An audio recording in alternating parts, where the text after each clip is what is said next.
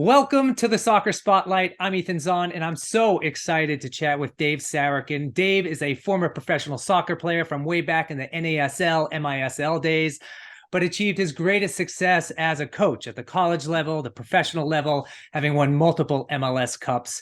He helped lead the U.S. men's national team to their greatest performance ever at the 2002 World Cup in Korea and Japan, and is now currently the head coach of the Puerto Rican national team, but most importantly, is a strong member of the tribe. Dave, welcome to the Soccer Spotlight. How you doing? Oh, I'm doing great. It's so great to see you and be with you, Ethan. It's been a while, and I'm excited to have a nice conversation.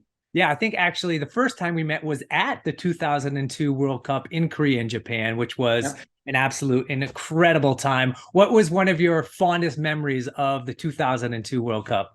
Oh, I tell you, I got a laundry list of memories. Beating Portugal, standing in the tunnel before that game. The JW Marriott where we stayed was just incredible. The people, the experience, my family was there. There's so many. Um, but obviously, advancing as far as we did, we lost to Germany, but leaving that tournament with our heads held high, knowing we did something that no other U.S. national team has ever done, gone that far or deep in that tournament. So uh, just tremendous memories. 20 years ago. It's I crazy. know. 20 years ago, I was at the World Cup. I was lucky enough to be a reporter for the U.S. men's national team. And so for me, that was my highest level of playing. And it was just unbelievable to be along for that ride as a Yeah. fan. So thank you for providing me and the rest of the world that incredible energy around the 2000 World Cup. But I'd love to go back in time a little bit. I'd love for everyone to know what for you was like growing up in Rochester, New York, and what being Jewish meant for you. Yeah, I grew up in a suburb of Rochester, Brighton, which was predominantly a Jewish community. My neighbors were mostly Jewish, not all.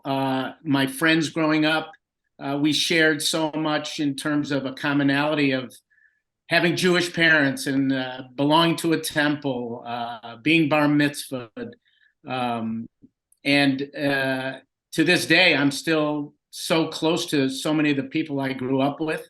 It was a huge influence on me as a young person growing up in that kind of a community and going to a high school that was renowned at the time, Brighton High. Um, so it was a great time in my life growing up in Rochester and in Brighton, meeting the people that I did and remaining lifelong friends and the experiences I had as a young man, as an athlete, and as being Jewish. Yeah, I mean, building on that, and then you went to Monroe Community College, played there for a couple years, All American. Congrats. Then you Thank you. transferred to Cornell University, where you also had a great career. But was being Jewish part of your life on college campuses and while you're playing soccer at all? Well, it's interesting because first of all, I was so fortunate to have parents that were so supportive. It makes no sense to have the career I had, and I say that because Jewish moms and dads, like my mom, first of all, my mother passed about a year and a half ago. She was 95, great long life, but she was such a jock, and which was an anomaly back then. Moms, Jewish moms, it was all about education and being a lawyer or a doctor. And my mother, to up until her 94th birthday, would say to me, "So when's the soccer thing going to be over for you?" You Yes. know. So, but having said all that, she was so supportive of me, and I went to Monroe Community College. Going back to your original question, because I didn't quite have the grades. I wasn't going to be a doctor or lawyer. Not that there's anything wrong with that, but I was pretty good at sports, and I had the support of my mom and my dad. I lost my dad at a young age. I was a junior in college, but I was always proud of the fact that I was Jewish. And it was rare to have Jewish teammates. I never, in athletics, I just didn't have a lot of Yeah.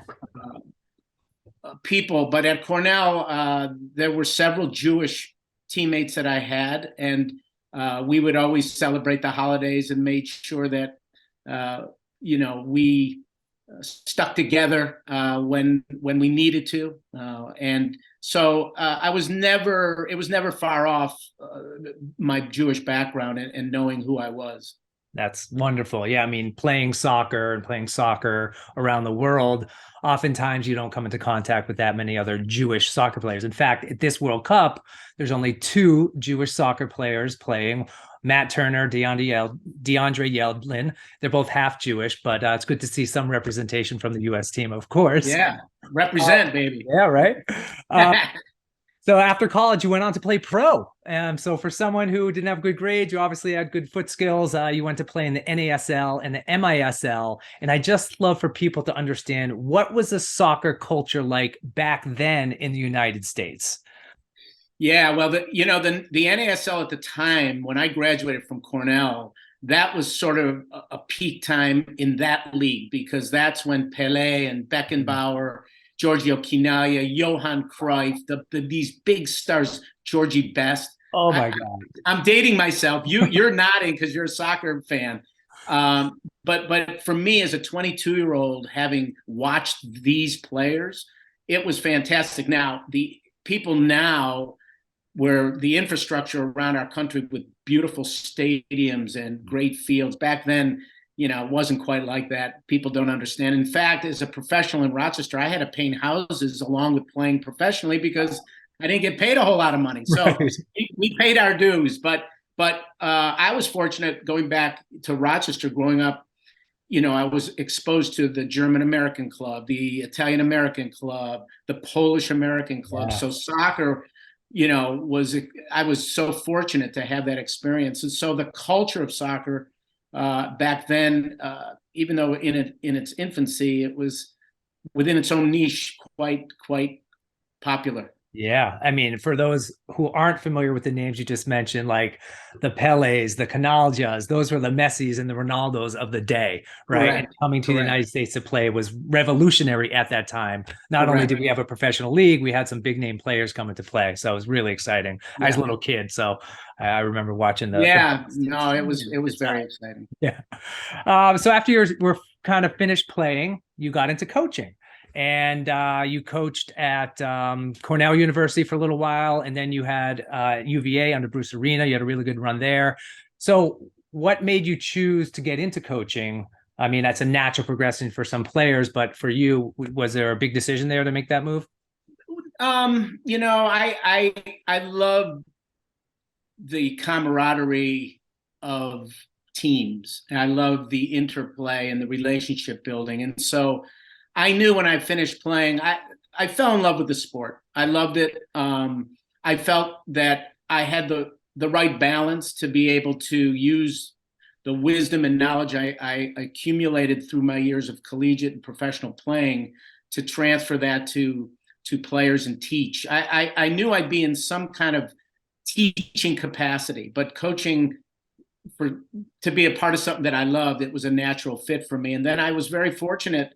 Bruce Arena hired me as his first full-time assistant at UVA after I finished playing. I did a 1 year at Cornell. Wait, so they didn't have full-time assistants back then? No. Wow. In fact, Bob Bradley, who many people know now, Bob was an assistant for Bruce before me. He was also working in sports information. He wasn't full-time. Wow. So I was the first full-time, but then that relationship, was founded in '84, and the rest is kind of history. I spent 5 years there, but I always knew coaching was going to be something that I would like to do, and I was fortunate enough to find the right setting and have the right people behind me, and we were successful, and the rest was kind of took off. Right. And then you jumped from college coaching to professional coaching. What was that switch like? What are some of the biggest differences for you coaching college versus coaching professional? Right. So I was at Cornell as the head coach for 9 years, and I got a call from Bruce. He was at DC United, and it was a leap of faith because I could have easily stayed in the collegiate setting. It was very secure, as far as job security and such. But I wanted to step out of that comfort zone to see if I could get to the next level, and I did. make that decision, and I was Yeah. fortunate. At DC United, we went to an MLS Cup my first year. We won it the second year. But the transition from collegiate coaching, clearly professionals, much more international. They make money. It's a full-time thing. College soccer was 3.5 months. Professionals, 12 months. But having said that, the common denominator is still building relationships, building teams, working with people, and the culture of working with Bolivians, Argentinians, Yeah. you name it, was extremely gratifying. And it was a great transition for me. Yeah, I mean, I can only imagine how exciting that was. Also, I mean, I would like to mention the greatest years at Cornell, you happen to be coaching a couple of my best friends, Eric Kusluck, Todd Jacobson. So I take full credit for the success of your team. No, I just I'm going to give you full credit. They were awesome for me. yeah. Awesome for me. Yeah, and Jewish and Jewish. and Jewish. And like I met them playing for the Maccabiah games in 1997, where our head coach was a buddy of yours, Seth Rowland, who I think you played with in the Maccabi games as well. I So did what was it indeed. like for you playing the Maccabi games? Oh, it was fantastic. It was phenomenal. It was surreal in many ways. First of all, I had gotten married 2 weeks prior. Oh, wow. I invited my mother on the trip with my wife, which Nice. the scarring has just healed.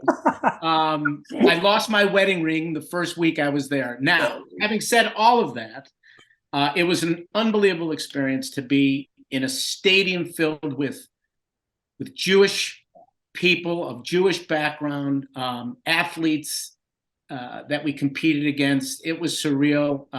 And like you said, the Seths of the world and so many of my teammates I'm still in touch with. And that camaraderie was just unparalleled. Yeah. Really. Same experience. Obviously, I'm still friends with these guys. I met in 97. I just dusted off the boots and the gloves. I'm playing for the over 45 Maccabi team these days, which we were just in Israel this past summer. So once again, getting the boys back together and the community and the camaraderie, and just for me, playing for something a little bit bigger than myself was just an incredible experience. So did actually whether playing or coaching, did being Jewish ever impact your game positively or negative on or off the field? Well, like I said earlier, it was rare to have a lot of teammates that shared my upbringing and beliefs. But every city I was in, and I traveled a lot, I played for a lot of teams, I've coached a lot of teams, you tend to adapt to that community and find people of similar backgrounds and similar likes, and certainly during the holidays, finding temples to go to what was a challenge, but always important. I guess in my lifetime there were moments of a little bit of anti-Semitism, but more because of being uneducated than in terms of being hateful. Right. And so I was fortunate. I didn't have many situations that came up that way, but I was always mindful of who I was and what was important to me, being Jewish. And I was fortunate to be elected to some Jewish Hall of Fames, and I'm not saying that to brag, but it's a constant reminder of never forget your upbringing and where you came from and who you are. Yeah. And I mean, we're taught kind of growing up, to live by Jewish values, community, being a leader, being selfless, be a member of the community, so many different values that we're taught. Like, did any of these kind of help guide you as a coach, as a player, or even in your life today still? Well, all of those variables that you mentioned have been a part of my background and my personality. So I feel as though, not consciously, but subconsciously, trying to give more than take, trying to impart wisdom rather than, lecture, to educate, to always try to grow, to, the family values. Many of that I would default to my upbringing and knowing that I was raised in a Jewish family that believed in all those things. So it was more subconscious, but yes, I think that was all very, very important. Yeah. In that. So one question that I'm always so in 2000, I think it was 17, Bruce and yourself got the call to recoach the U.S. men's national team to try to get them to qualify for the 2018 World Cup in Russia. What happened? What was that like? What was that first phone call when Bruce called you? I want to know. Yeah, I mean, we were both in LA with the Galaxy. Oh, that's right. That's right. Yeah, yeah, and you know, when we took over in January of that year, the U.S. team had already lost 2 games, so we knew going in to the qualification process it wasn't going to be a piece of cake. But we won from January all the way through the Gold Cup in the summer, and all the way through up until that loss against Costa Rica that we played in New York City, which was a mistake to have it there, but that's a different subject. And it boiled down to that last game, as everyone knows, and it's been well documented. Look, I was a part of the most successful team in World Cup history, 2002, and now I was part of what is arguably one of the bigger failures. And we didn't start from the beginning, but that's no excuse. We didn't get the job done. But at the end of the day, I do believe that it made everybody re-examine, U.S. soccer re-examine. There was a new president that had come in. There was a change in the infrastructure of the national team and teams. So through loss, sometimes you come out the other end a little better, and hopefully we'll see that when we play tomorrow against Iran and our team advances with these young guys. So yes. it was still an amazing experience, albeit disappointing.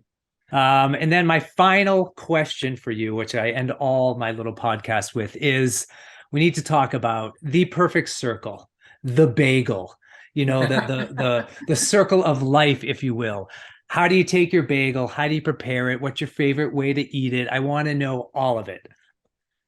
I love the bagel. I do. And like you, I'm an East Coast guy. So yeah. I'm a critic. Of course. But if I were given one last bagel meal, that's what you're asking me? Yes, I am.